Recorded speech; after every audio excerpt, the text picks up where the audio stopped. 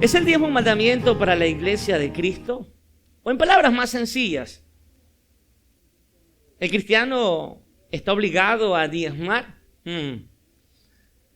Estas y otras preguntas me dispongo a contestarlas, por supuesto, a la luz de las Escrituras. De allí que este tema hoy día, esta enseñanza se torna interesante, y más que interesante, es necesaria. Es necesaria para nosotros como iglesia del Señor. Empecemos diciendo que la palabra diezmo viene del latín decimus, que significa décimo o décima parte.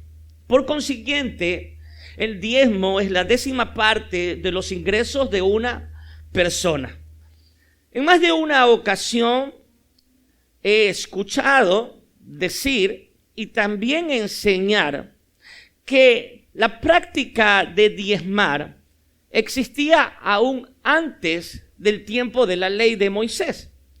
Y para afirmar o para argumentar esta afirmación, generalmente se toman dos casos o ejemplos, el de Abraham y el de Jacob. Les invito a analizar ambos casos para ver qué hay de cierto en aquello. El caso de Abraham. Abraham regresaba de una guerra contra algunos reyes y de esta guerra, por cierto, había salido victorioso. Y no regresaba con las manos vacías. Abraham regresaba con un gran botín. Resulta ser que a su retorno, el patriarca se encuentra con un personaje llamado Melquisedec. La Escritura dice que Melquisedec era rey de la ciudad de Salem. Salem, nombre antiguo de la ciudad de Jerusalén. Y la Escritura también dice que Melquisedec era sacerdote del Dios Altísimo. Algunos estudiosos creen y están de acuerdo en que él era la preencarnación de Cristo, el Cristo preencarnado. Parece ser que Abraham reconoce a Melquisedec y por esta razón primero acepta su bendición, porque dice la Escritura que Melquisedec bendijo a Abraham y luego, en señal de gratitud por la victoria entregada, Abraham entrega los diezmos a este personaje, pero los diezmos de su botín. Todo esto lo encuentra en el libro de Génesis, capítulo 14, específicamente verso 17 al 20. Apúntenlo, por favor. Ahora bien, meditemos en algo. Y esto es que Abraham entregó los diezmos a Melquisedec, y estamos antes de la ley. Abraham entrega los diezmos a Melquisedec no bajo una ley. Dios no le dijo a Abraham que lo haga. Abraham lo está haciendo de manera voluntaria. Piense en esto. ¿Cuántos años vivió el patriarca Abraham? 175 años. Y en todo este tiempo la Biblia no registra que él haya o antes o después de este suceso entregado sus diezmos. Algo más que podemos analizar es que en este evento o suceso, Abraham no entregó los diezmos de sus ingresos, de su hacienda. Abraham entregó los diezmos del botín que había ganado en esta guerra. ¿Lo estamos entendiendo? ¿Qué podemos entonces concluir en el caso de Abraham? Que él no hizo esto bajo una ley, que Dios no se lo mandó. Él lo hizo de manera voluntaria. Vayamos al caso de Jacob. Jacob tiene que huir porque su hermano Esaú lo quiere matar. Siendo así, Jacob, hijo de Isaac, le dice a Dios: si tú me bendices en este viaje que tengo que emprender, si tú me provees vestidos, si me provees alimento, si me prosperas, si me cuidas, entonces yo te entregaré los diezmos. Dice la Escritura que hizo un voto. Si me bendices, si me provees, si me prosperas, entonces yo te entregaré los diezmos. Algunos estudiosos se atreven a decir que incluso esto fue algo atrevido, porque Jacob está condicionando a Dios. Si tú haces esto, entonces yo te entregaré los diezmos. Pregunto, Jacob propuso, condicionó entregar sus diezmos bajo una ley. No, lo hizo nuevamente de manera voluntaria.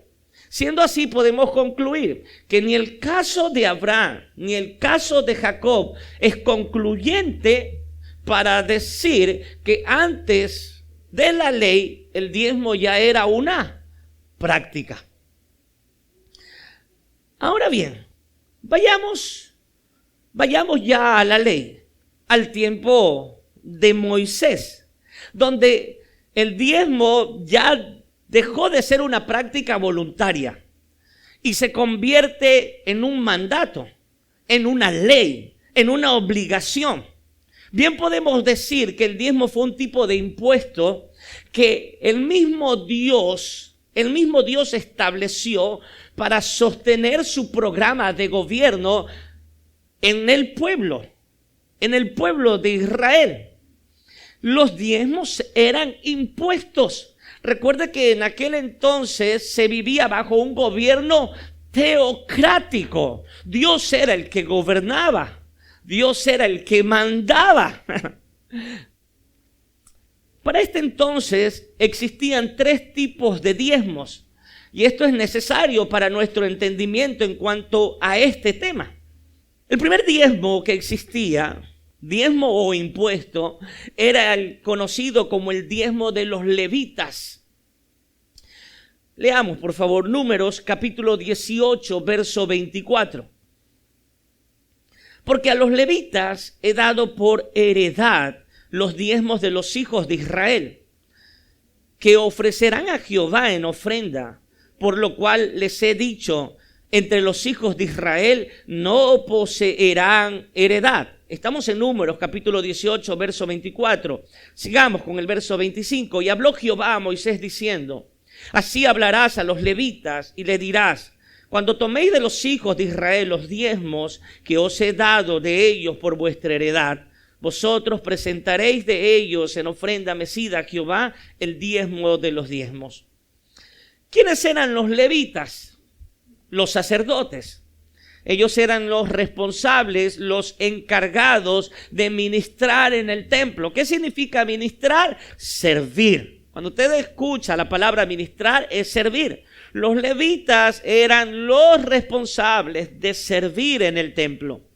Cuando Dios repartió la tierra prometida a las tribus de Israel, a las 12 tribus, no le dio parte a la tribu de Leví, porque Dios dispuso que esta tribu, como ya dije, iba a estar exclusivamente al servicio del templo y al servicio del Dios vivo. Ahora, si la tribu de Leví no tenía tierra, entonces no tenía cómo trabajar la tierra, no tenía cómo cosechar, no tenía cómo sembrar, no tenía cómo cegar, cómo cosechar. Y si no podía trabajar la tierra, entonces, ¿cómo se iba a ganar la vida?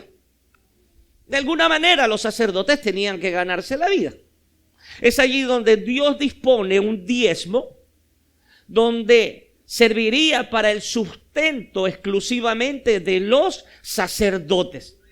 Este es el primer diezmo que existe. Hay un segundo diezmo, que es conocido como el diezmo de los festivales. Lo hemos estudiado los días miércoles y hemos aprendido que Israel tenía 3 fiestas principales en el año. La fiesta de los tabernáculos, la fiesta de la Pascua y la fiesta de Pentecostés. Este segundo diezmo Dios lo establece para que el pueblo no se ausente a ninguna de estas festividades. Recuerde que el pueblo tenía que ir a la santa ciudad de Jerusalén a celebrar estas fiestas santas que Dios había dispuesto, había santificado, apartado para él. Este diezmo servía como ayuda a todo el pueblo para que nadie se abstenga de ir por falta de dinero. Y un tercer diezmo existía, conocido como el diezmo de los pobres. El segundo diezmo lo puede encontrar en Deuteronomio, capítulo 12, verso del 6 al 12. El tercer diezmo, que es el diezmo de los pobres, lo encontramos en Deuteronomio, capítulo 14, verso 28 y 29. Al fin de cada 3 años, sacarás todo el diezmo de tus productos de aquel año y lo guardarás en tus ciudades. Y vendrá el levita que no tiene parte ni heredad contigo, y el extranjero, y el huérfano, y la viuda que hubiere en tus poblaciones, y comerán y serán saciados, para que Jehová tu Dios le bendiga en toda obra que tu mano hiciere. Este tercer diezmo no se lo entregaba cada año como los 2 anteriores, sino cada 3 años. Y como ya leímos, era un diezmo específicamente para los pobres, para las viudas, para los huérfanos, para los extranjeros, para los necesitados. No sé si hasta este momento usted ya ha sacado cuenta, creo que sí. Muchas personas dicen, los judíos entregaban el 10%, no lo es así.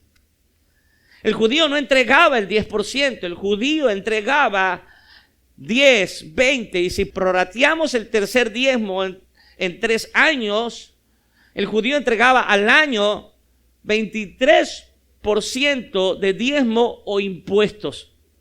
Y eso no era todo. Aparte de eso, había un impuesto exclusivo para el templo, para los gastos del templo. Esto usted lo encuentra en Éxodo, solo apúntelo por favor, capítulo 30, Éxodo 30, verso 16. Se cree que este impuesto fue el que Jesús pagó en Mateo capítulo 17, verso 27. Y aún había algo más. John MacArthur le llama a esto la repartición de utilidades. Porque el Señor ordena a los israelitas que cuando cosechen dejen las esquinas de los campos sin cosechar, para que el extranjero y el pobre pueda recoger de aquello. ¡Wow! Esto está en Levíticos capítulo 19, verso 9 al 10. Amados, el diezmo en el tiempo de la ley no era voluntario. Tengamos claro eso. El diezmo en tiempo de la ley era obligatorio, era un impuesto que Dios había puesto, un impuesto que Dios había puesto para sostener el programa de gobierno de Israel. Era un sistema tributario para obtener dinero y sostener el país. ¿Lo estamos entendiendo? A diferencia del diezmo que dio Abraham y Jacob, como ya lo vimos, ese fue voluntario. El diezmo en el tiempo de la ley no lo fue. Y de allí que Malaquías, el gran verso que se usa, los versos que se usan para esto, Malaquías capítulo 3, verso 8 dice: ¿robará el hombre a Dios? Pues vosotros me habéis robado. Y dijisteis: ¿en qué te hemos robado? En vuestros diezmos y ofrendas. Malditos sois con maldición, porque vosotros la nación, toda la nación, me habéis robado. El Señor le dice a su pueblo que hay una maldición sobre ellos porque habían robado el diezmo. Es decir, no lo habían entregado. Así como en nuestro país tenemos que pagar los impuestos. Sobre cada cosa que usted compra, paga el IVA, el impuesto del valor agregado. Ese IVA no le pertenece al que lo cobra. Si usted cobra el IVA, no le pertenece a usted. ¿A quién le pertenece? Le pertenece al gobierno. De la misma manera, el diezmo, estos impuestos no le pertenecían a las personas. ¿Le pertenecían a quién? Le pertenecían a Dios. Ustedes me han robado y son malditos con maldición porque me han robado lo que no es suyo, lo que me pertenece a mí, dice el Señor. Y luego dice en el verso 10, traed todos los diezmos al alfolí. Por cierto, el alfolí era el granero del templo, donde las personas llevaban sus cultivos. Traed los diezmos al alfolí y hay alimento en mi casa. Y probadme ahora en esto, dice Jehová de los ejércitos, si no os abriré las ventanas de los cielos y derramaré sobre vosotros bendición, no solo hasta que sobre, sino hasta que sobreabunde. Y reprenderé también por vosotros al devorador y no os destruirá el fruto de la tierra y vuestra vida en el campo será estéril, dice Jehová de los ejércitos. En otras palabras, lo que el Señor le dice al pueblo de Israel es: ustedes me han robado y por eso son malditos con maldición, pero si ustedes dejan de robarme y cumplen la ley, traen los diezmos tal como yo lo he exigido y propuesto, ustedes van a ser benditos y yo prosperaré su tierra y no permitiré que ninguna plaga afecte sus tierras, ni sus cultivos, ni sus cosechas. Wow. Imagínense. Ahora bien, entremos al punto que es de nuestro interés. Pero antes de esto, también tengo que decirle que Israel no solo entregaba obligatoriamente sus diezmos. Aparte de esto, el pueblo de Israel, aparte de sus impuestos, también entregaban ofrendas voluntarias y primicias. Esto lo encontramos en Deuteronomio capítulo 12, verso 6, uno de los muchos versos donde podemos encontrar esta verdad. ¿Cuál es el punto que ahora como iglesia de Cristo nos interesa? ¿Cuál es ese punto? ¿Cuál es esa pregunta? Hemos entendido que el diezmo era obligatorio para el pueblo de Israel, para el pueblo judío, pero nosotros no somos el pueblo escogido, no somos judíos. Nosotros somos la iglesia de Cristo, redimidos por la sangre de Cristo. ¿Qué hay de nosotros? ¿Estamos obligados a diezmar? ¿El diezmo es para nosotros como iglesia? La respuesta es un contundente no. No vivimos bajo el antiguo pacto. Nosotros como iglesia de Cristo no vivimos bajo el antiguo pacto. Vivimos bajo un nuevo de pacto establecido por Cristo y por su sangre. Esta es mi sangre del nuevo pacto. Y bajo este pacto de gracia no estamos obligados a nada. Estamos obligados absolutamente a nada. De allí que no diezmar no es un pecado. Pastor, si no diezmo, ¿estoy pecando? No, no estás pecando.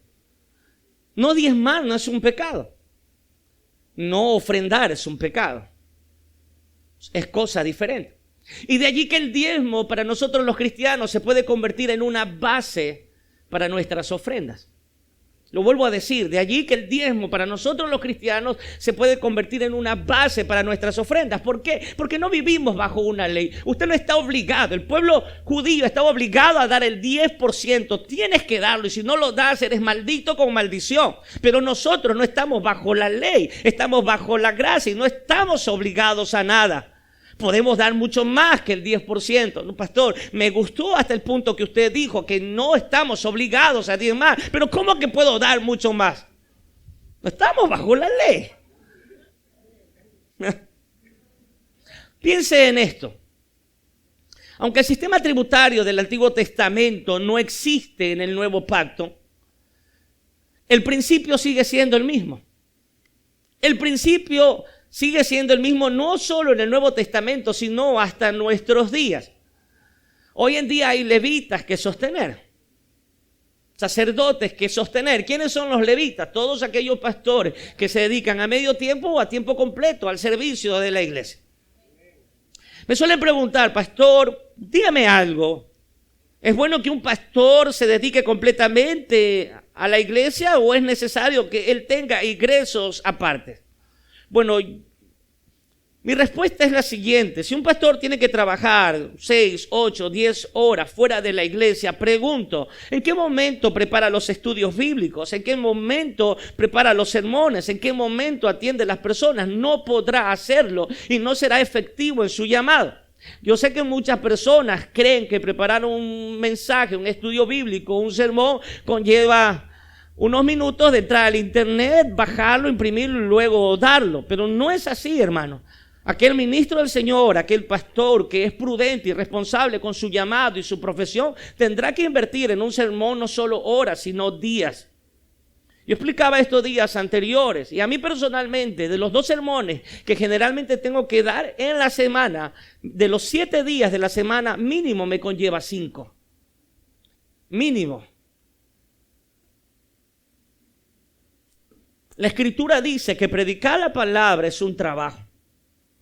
Y una iglesia que tiene un pastor que se dedica completamente a la obra es una iglesia bendecida. Será bendecida porque podrá ser instruida, podrá ser alimentada, podrá ser cuidada. Así lo es, hermano. Ahora, si un pastor, si la iglesia no sostiene al levita, no sostiene al sacerdote, no sostiene al pastor, el pastor se va a ver obligado a trabajar fuera de la iglesia porque tiene una familia que sostener. Y qué triste que un pastor esté predicando mientras su familia está con el estómago vacío. Se va a ver obligado. Lo ideal es que un pastor se dedique completamente a la obra y la iglesia lo pueda sostener. Es lo ideal, no siempre va a ser lo real. Conozco a muchos pastores que se han visto obligados a buscar trabajo fuera del trabajo de la iglesia porque tiene una familia que sostener. El principio sigue siendo el mismo. El sistema tributario del Antiguo Testamento ya no está en el Nuevo Testamento, pero el principio sigue siendo el mismo hasta nuestros días. Hay levitas que sostener, hay gastos del templo que sostener. Muchos ni siquiera se dan por enterados.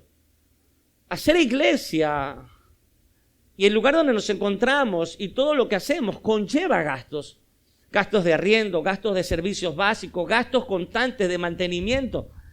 Los aires, los instrumentos y las muchas cosas no solamente se las compran y viven para siempre, hay que darle un mantenimiento constante. Todos los proyectos que tiene la iglesia conllevan dinero. Todas las obras misioneras, proyectos de misiones, ayudar a las personas conllevan dinero, hermano. El principio sigue siendo el mismo. Había un diezmo para los pobres. Y es que la iglesia local, cada iglesia local está llamada a sostener a aquellos que están con necesidad fuera de la iglesia y de manera especial a la familia de la fe y de manera más especial a la misma comunidad. Y lo hacemos de la manera que más podemos. El principio es el mismo. ¿Lo está notando? El principio es el mismo.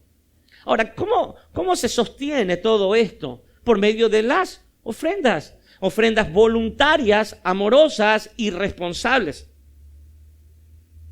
Voluntarias, amorosas y responsables. ¿Por qué digo responsable? Porque es nuestra responsabilidad como iglesia de Cristo sostener la iglesia, sostener el ministerio, sostenerlo económicamente. Es nuestra responsabilidad, es su responsabilidad, amada iglesia, de nadie más.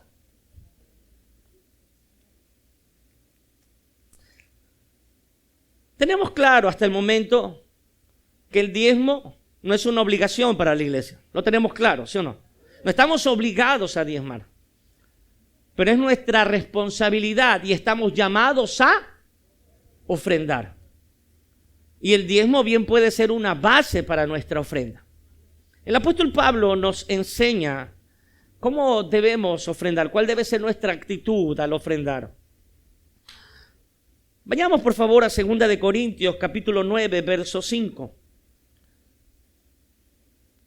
2 de Corintios capítulo 9, verso 5. Por tanto, tuve por necesario exhortar a los hermanos que fuesen primero a vosotros y preparasen primero vuestra generosidad antes prometida, para que esté lista como de generosidad y no como de exigencia nuestra.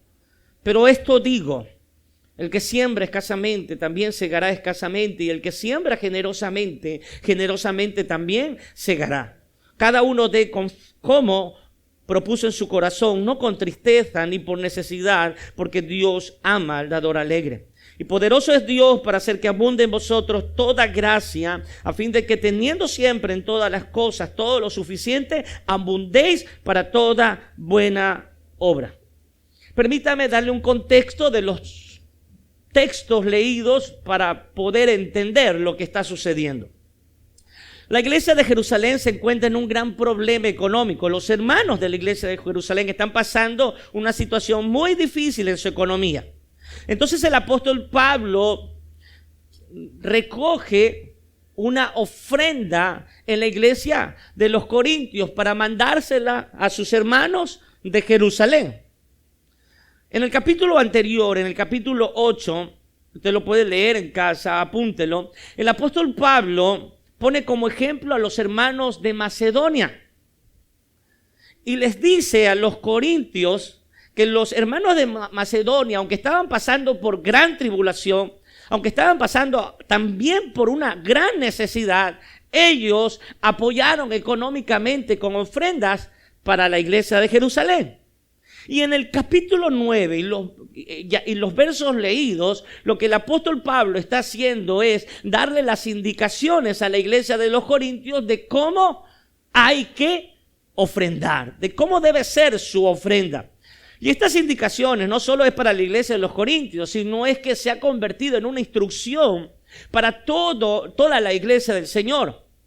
Y vamos a analizarlas, cómo tienen que ser nuestras ofrendas. Hemos entendido que no debemos diezmar, no estamos bajo la ley, no estamos obligados a dar esos impuestos, pero también hemos entendido que somos llamados a ofrendar. ¿Cómo tenemos que ofrendar? ¿Cómo tiene que ser nuestra ofrenda? El apóstol Pablo lo enseña claramente. En el verso 5, para que esté lista como de generosidad y no como de exigencia. En la palabra de Dios para todos dice no por obligación. Y aún en la Biblia Dios habla hoy, Nueva Versión Internacional, y Biblia Jerusalén dice no por tacañería. Pero quedémonos en este punto, por generosidad y no por exigencia. Permítame preguntarle algo. Cuando usted paga sus impuestos, ¿lo hace porque es generoso o por obligación? Si el gobierno recaudara los impuestos, solo aquellos que lo hacen por generosidad y por amor, créame que recaudaría muy poco, por no decir nada. Nada. Y es que los impuestos se pagan por exigencia, por una obligación. Pero las ofrendas, no. Las ofrendas se las entrega por generosidad. Mire, quise indagar sobre la palabra generosidad en este verso y me encontré con la sorpresa que viene del griego eulogia. Y entre sus significados se encuentra adoración y por implicación alabanza. ¡Wow! ¿Qué quiere decir esto? ¿Qué quiere decir el apóstol Pablo entonces? Que cuando ofrendamos con generosidad y no por exigencia, sino por generosidad, lo que estamos haciendo es adorando a Dios. Le estamos entregando alabanzas a Él. Por eso dice el apóstol Pablo, su ofrenda tiene que ser con generosidad. ¡Wow! ¿No le parece hermoso esto? No por exigencia, no por manipulación. Porque hoy en día en los púlpitos se le exige a las personas, tienes que diezmar, tienes que hacer esto. Si quieres liderar, tienes que dar tanto al mes o tanto al año. Si quieres servir en un ministerio, tienes que dar tanto al mes o tanto al año. Y si no lo haces, no puedes entonces participar. Hermano, nada económico, ninguna ofrenda económica en la iglesia es por exigencia, jamás. El requisito para que alguien sirva en la iglesia no tendría que ser lo económico, sino una vida santa. Una vida santa ante el Señor, una vida íntegra. Eso debería ser el primer requisito. Lógicamente, si tú estás sirviendo al Señor en gratitud, vas a entregar de tu economía.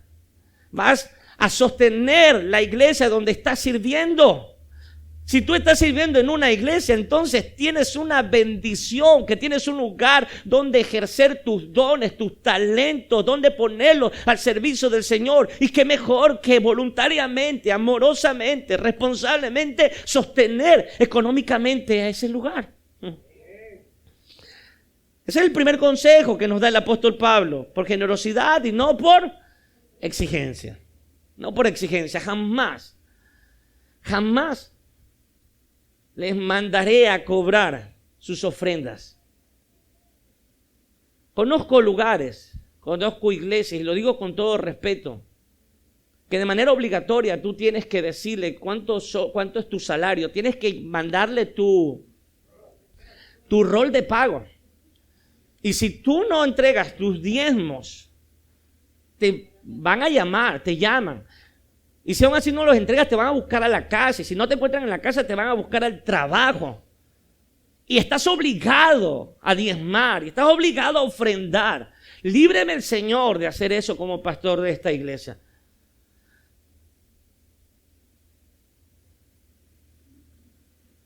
Por eso a veces no tenemos los ingresos que necesitamos. Pero debemos entender bien el principio. No tiene que ser por exigencia. No tiene que ser por exigencia. Tiene que ser por generosidad. No tiene que ser por exigencia. No tiene que ser por manipulación. Es que si tú no das, entonces el Señor te va a maldecir. Porque escrito está en el libro de Malaquías que malditos eres con maldición. Sí, pero en contexto equivocado. Eso es un contexto equivocado. Esa palabra no es para la iglesia. Esa palabra fue para el pueblo judío, robando sus impuestos, los impuestos de Dios. Eso es un gran mal. Hoy en día en la iglesia del Señor se toman textos fuera de contextos y se dice en hermenéutica, se crea un pretexto, pero más que un pretexto, se crean falsas doctrinas. Es tremendo. ¿Seguimos? Seguimos con las recomendaciones del apóstol de cómo debe ser nuestra ofrenda. Oh, esta enseñanza es hermosa, Prohibida en el púlpito. Pastor, no te atrevas a enseñar que el diezmo no es para la iglesia. No, hermano, cuando enseñamos la verdad, la iglesia es bendecida. Cuando enseñamos la verdad de las Escrituras, la iglesia es bendecida. Y yo no tengo miedo que después de esta enseñanza los ingresos van a bajar. Estoy convencido que después de esta enseñanza el pueblo va a ser libre en su generosidad para entregar de su economía. Lo creo. Y si hay algún pastor que puede estar viendo esta enseñanza, enseña a su iglesia con libertad. No tenga miedo. No tenga miedo. El apóstol Pablo sigue diciendo en el verso 6, el que siembra escasamente también segará escasamente, y el que siembra generosamente, generosamente también segará.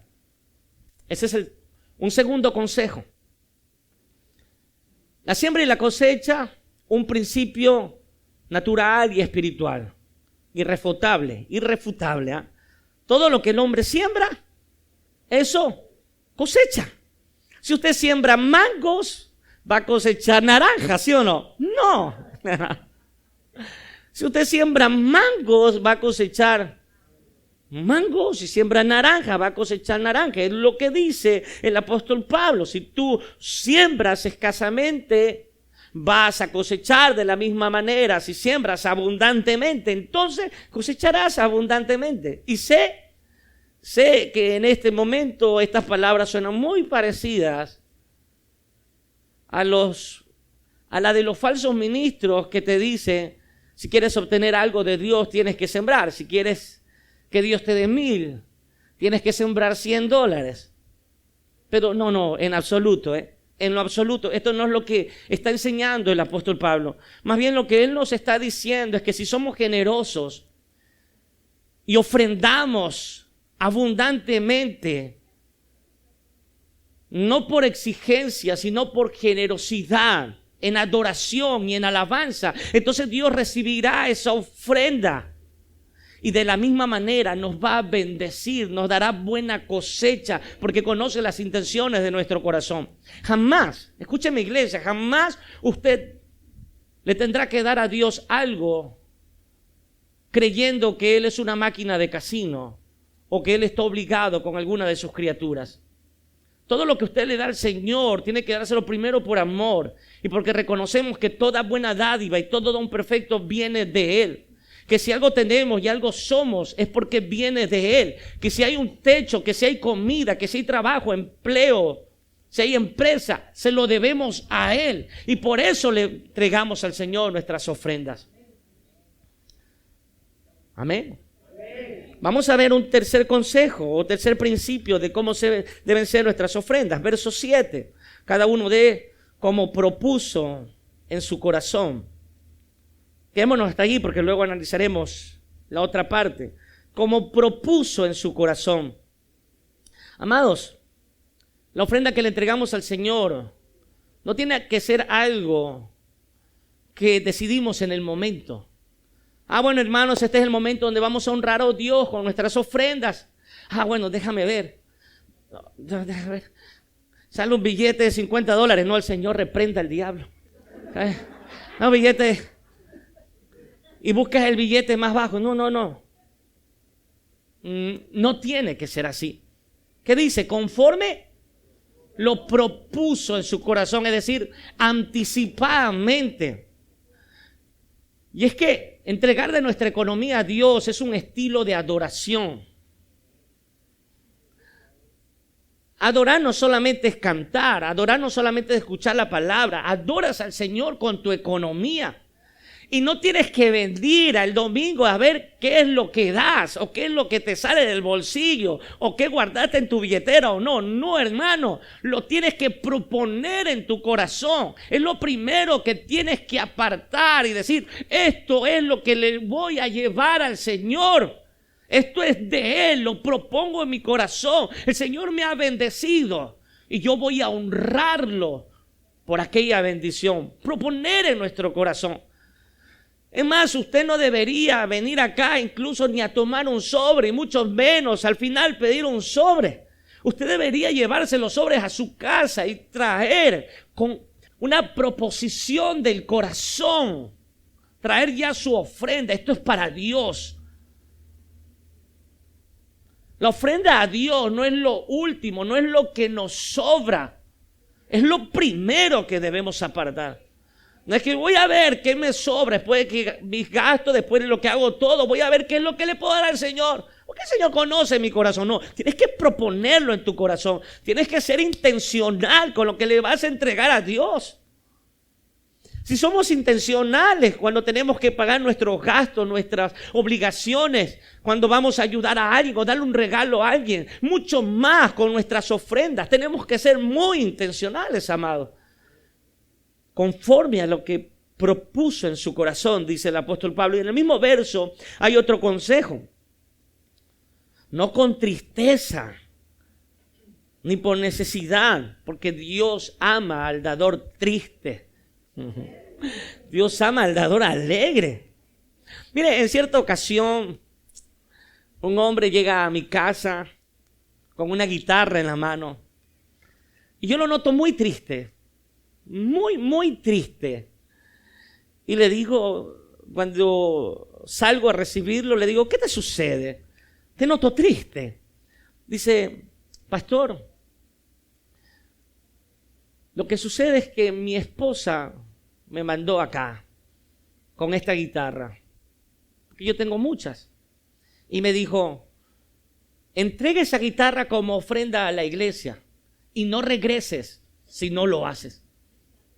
Entonces, aquí está, le entrego como ofrenda para la iglesia. Yo le dije, le dije este principio, no tiene que ser con tristeza, llévatela, no hay problema. Si no la quieres dar, llévatela. Digo, no, pastor, si no, no puedo entrar a la casa. Aquí se la dejo.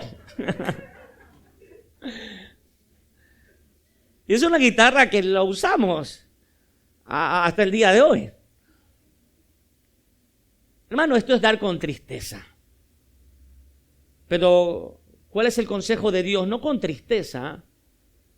Porque Dios ama al dador alegre. En otras palabras, no ve con agrado al que da con tristeza. ¿Sabe cuál es un consejo? Si usted va a dar con tristeza, mejor no dé. O sea, si usted va a dar por obligación y por tristeza, mejor no dé. No dé. Es mejor no dar. No con tristeza, hermano. Tiene que ser con alegría, un corazón alegre. El momento de entregar nuestra economía. Tiene que haber gozo, tiene que haber júbilo en nuestras vidas, con alegría, con gozo de corazón. Un consejo más que nos da el apóstol Pablo en 1 Corintios, capítulo 16, verso 2. Y el contexto es el mismo, cada primer día de la semana, es decir, domingo, cada uno de vosotros ponga aparte algo, según haya prosperado, guardándolo para que cuando yo llegue no recojan entonces ofrendas. Miren cuál es el consejo del apóstol. Dice, según hayan prosperado. En la Nueva Versión Internacional dice, conforme a sus ingresos. Conforme el Señor nos haya prosperado. Permítame hacerle otra pregunta. Cuando el Señor le ha bendecido con sus ingresos, cuando sus ingresos han aumentado, ¿su ofrenda ha aumentado? Mire, qué bueno es el Señor que te bendice. Te bendice en tu trabajo, te bendice en tu empleo, te bendice en tu empresa. Y hoy ganas más de lo que ganabas ayer. Pero no puede ser que tu ofrenda siga siendo la misma. Y peor, siga siendo menor. Porque si el Señor te ha prosperado, es conforme a lo que te ha prosperado. Si el Señor te ha prosperado, si Él te ha bendecido, tu ofrenda tiene que ser mayor. ¿O no están de acuerdo conmigo? Todo estaba bien hasta que no estábamos obligados a diezmar, ¿sí o no? Excelente. Pero, ¿qué hay de lo que ahora nos dice el Señor? Ahora que el Señor te ha bendecido y tus ingresos son mayores, tus ofrendas son mayores. No, pastor, es la misma. Algo está pasando en tu corazón. Algo está pasando en tu corazón. Bendito el Señor, hermanos. Bendito el Señor. Sé que este tema no se puede tratar en los púlpitos.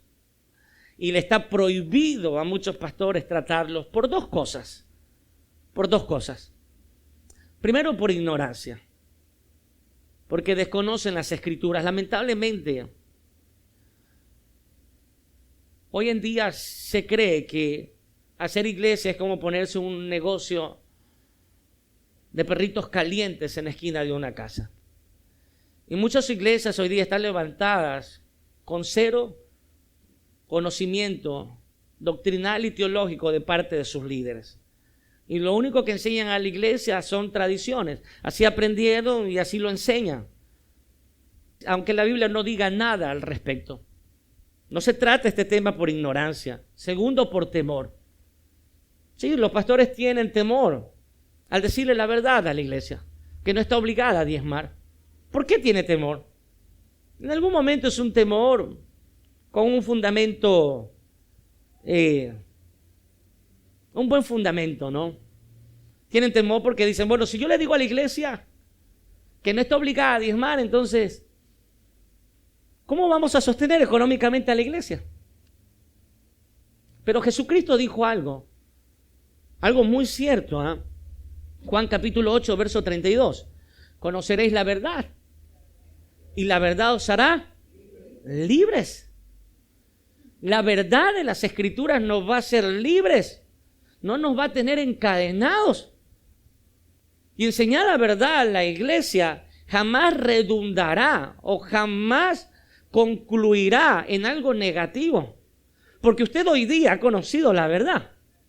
Y muchos a través de este sermón en las redes están conociendo una verdad.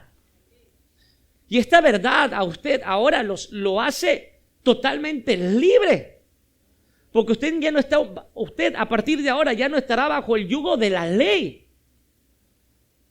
Porque usted a partir de ahora ya no podrá ser manipulado si lo está haciendo en su iglesia. Ya no podrá ser exigido si lo está haciendo en su iglesia. Ya no, porque usted ya conoce la verdad. Y esa verdad ahorita les hará libres. Como decía hace un momento, yo tengo una convicción. Y es que después de esta enseñanza usted es libre. y que después de esta enseñanza los ingresos de esta iglesia no van a bajar, sino es que van a aumentar, porque usted siendo libre, usted va a dar con libertad. Porque usted siendo libre, usted va a dar con generosidad. Porque usted siendo libre, usted va a dar de la manera adecuada. Y en eso sí hay bendición. No hay bendición cuando lo das por obligación. No hay bendición cuando lo das por manipulación. No hay bendición cuando lo das por exigencia. Hay bendición cuando lo das con un corazón agradecido por lo que Dios ha hecho en nuestras vidas.